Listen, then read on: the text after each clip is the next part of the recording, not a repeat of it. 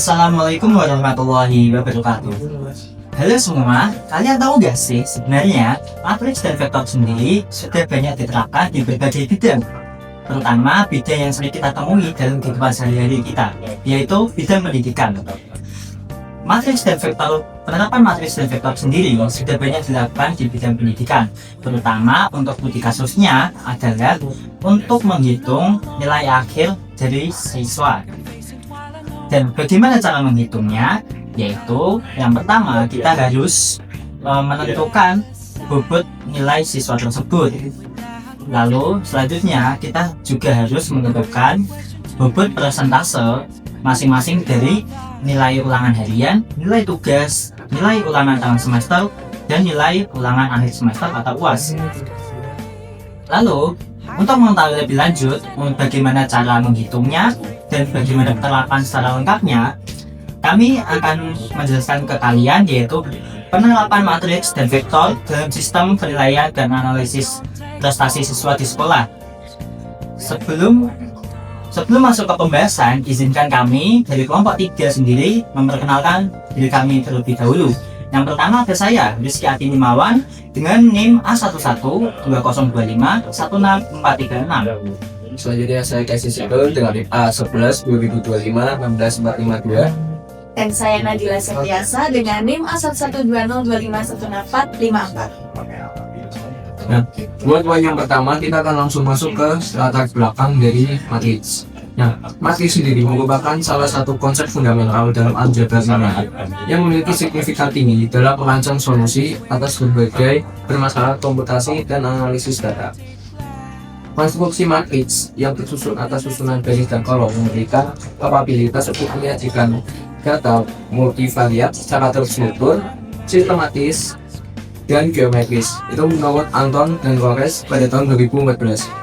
Selanjutnya, meskipun secara teoretis struktur ini tampak sederhana, fungsionalitas matriks sangat luas karena bertindak sebagai fondasi utama dalam optimalisasi pemrosesan data yang berskala besar menurut Strand pada tahun 2016. Nah, selanjutnya kita akan masuk ke poin kedua yaitu tujuannya. Tujuan yang pertama yaitu menjelaskan landasan konseptual penerapan matriks dan vektor dalam ekosistem pendidikan.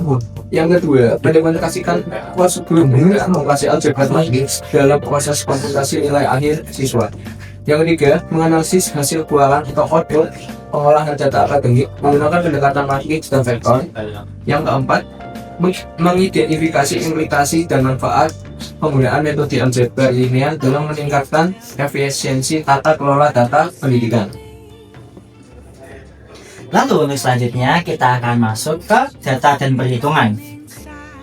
Seperti yang bisa kita lihat di sini, bahwa di sini terdapat berbagai kolom yang di sini terdapat kolom siswa, tugas, ulangan harian, UTS, dan ulangan akhir semester.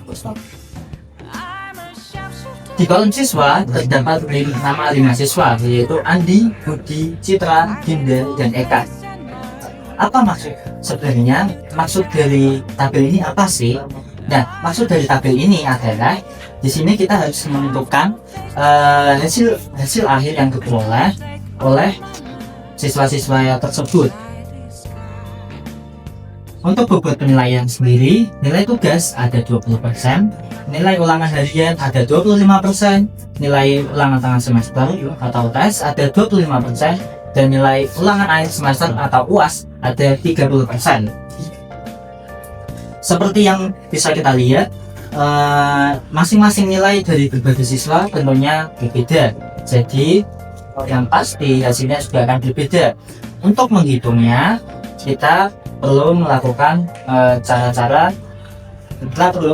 berbagai cara.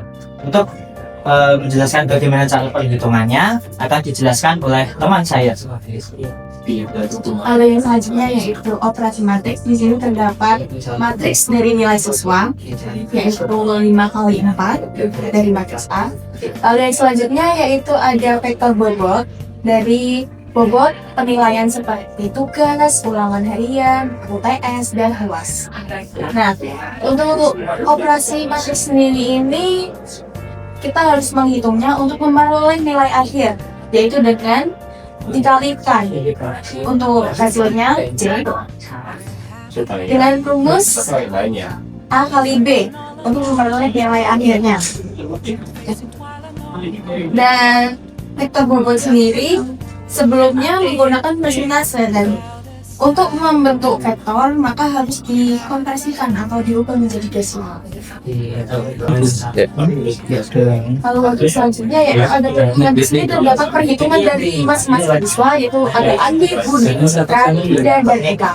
Untuk Andi sendiri memperoleh nilai akhir 9,75, Budi memperoleh 71,20, Citra memperoleh 88,85, hingga memperoleh 83,90, dan Eka memperoleh nilai akhir 93,60. Dari nilai hasil akhir ini, maka kita bisa menentukan bahwa nilai terendah yaitu Budi dengan poin akhir 71,50 dan nilai tertinggi pada Eka 93,50.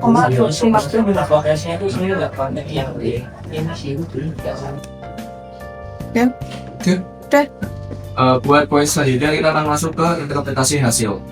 Berdasarkan hasil perhitungan menggunakan operasi perkalian matriks dengan vektor bobot, diperoleh nilai akhir setiap siswa sesuai dengan bobot masing-masing komponen penilaian.